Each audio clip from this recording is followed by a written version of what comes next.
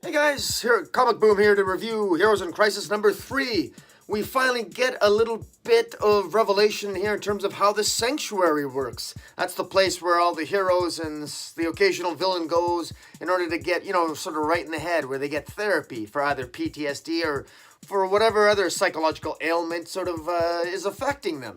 We know that Wally West was sent to the Sanctuary, and unfortunately Wally West, along with Arsenal and a slew of other people like Commander Steel and apparently guys like Lagoon Boy, were killed in Sanctuary. We don't know who killed them. It might have been Harley Quinn, it might have been Booster Gold. Those are the suspects so far.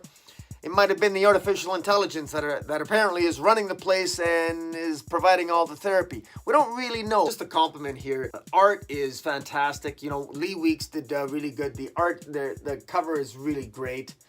In case you're wondering what the mask is, apparently when people are admitted into the Sanctuary, if they want anonymity, they got to wear like a white skirt and wear this mask. So just in case you weren't already completely psychologically screwed up when you got into Sanctuary, you gotta, if you want anonymity, you have to wear this stupid looking mask and wear a white robe, which I'm sure, I can't see that particularly helping with any therapy. Also, by the way, when you're there, you get to go into sort of like a holodeck room, and you can basically, they'll duplicate whatever you want.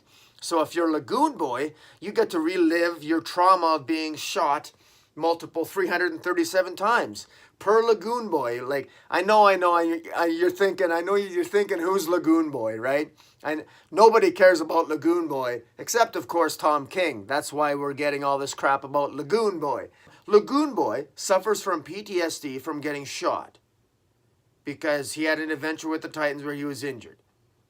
So his way at the Sanctuary, they have artificial intelligence and a holodeck room or chambers room where you go in and you can have whatever you want.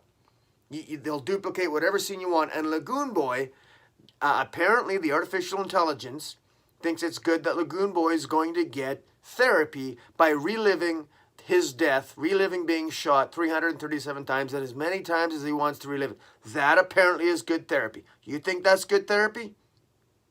Okay. I think it's stupidity. But apparently, I don't know.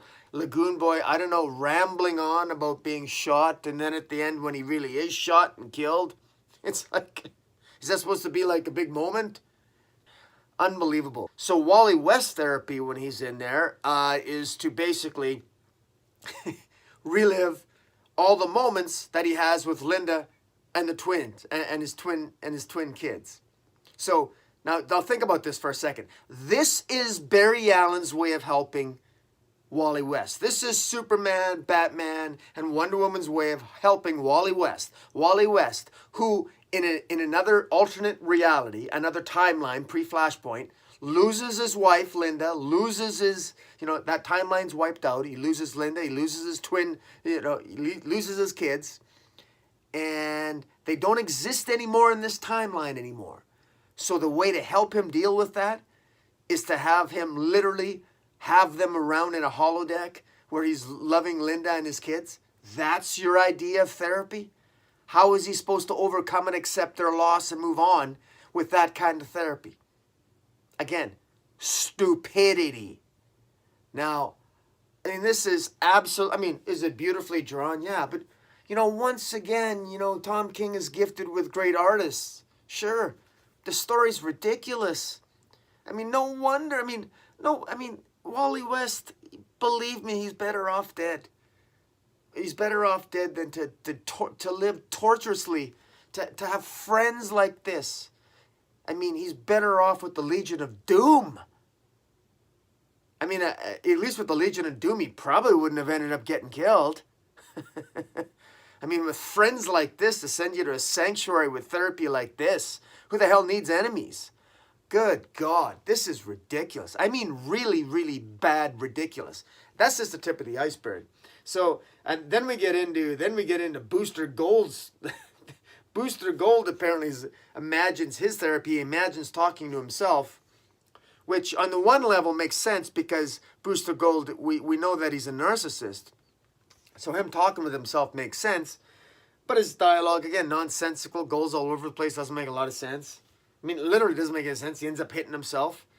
I guess so, which is Booster Gold's way of, I mean, Booster Gold's a narcissist, he's self-righteous, and he hates himself, so he hits himself.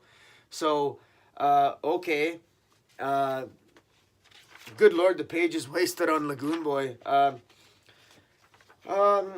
Yeah, and another thing that doesn't make sense, when people start being killed, Wally West leaves the sanctuary and he sees a dead Arsenal on the ground. Arsenal is outside the sanctuary, so the bodies are in a different spot than they were at the beginning of the series, so that doesn't line up. So this doesn't even have in-story continuity. That's all screwed up. Unless, of course, I suppose maybe this is just all imaginary. Is this all taking place in a computer program? Is any of this actually happening? Is any of this real? Or is this the 13th issue of Mr. Miracle? I don't know. But it's just, you know, again, and the dialogue again. What are we supposed to make sense of this? Wally West is holding Arsenal saying, Roy, why? Why did it?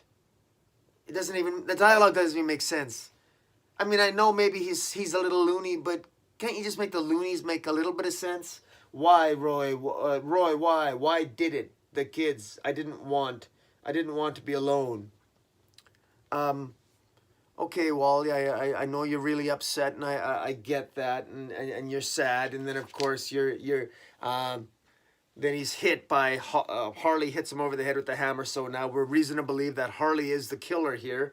And then she sees Booster Gold, and of course Booster Gold's just been there a day, so she wasn't expecting him to be there. And of course, presumably that's when he takes off, and then you go back to the first issue. This actually reads like the first issue should read. You'd almost think that this should be the first issue, not the third. It would have been much better off had this been the first issue.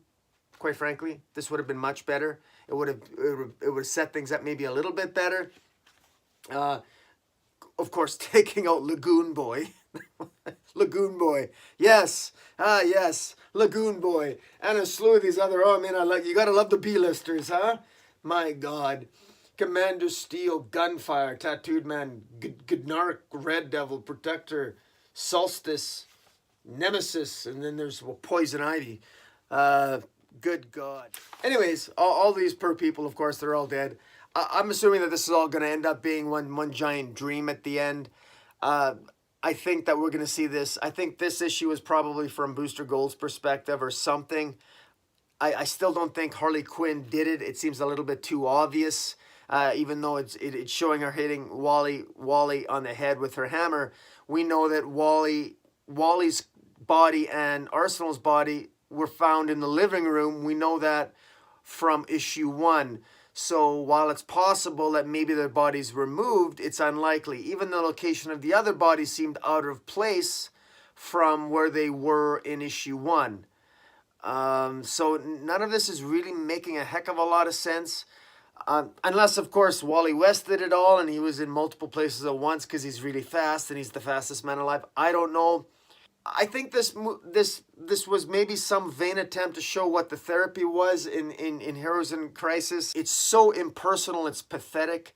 3 robots that look disturbingly like Jonathan and Martha Kent and Lana Lang, who are AI robots, greet you at the door, no one's around, eerily showing you around the place. This is your room, here, wear the mask, put on the robe if you want anonymity, whatever you want you can have, we'll feed you, do whatever you want. If you want to go into the Chambers room and imagine whatever fantasy you want, go ahead. This is therapy? Really?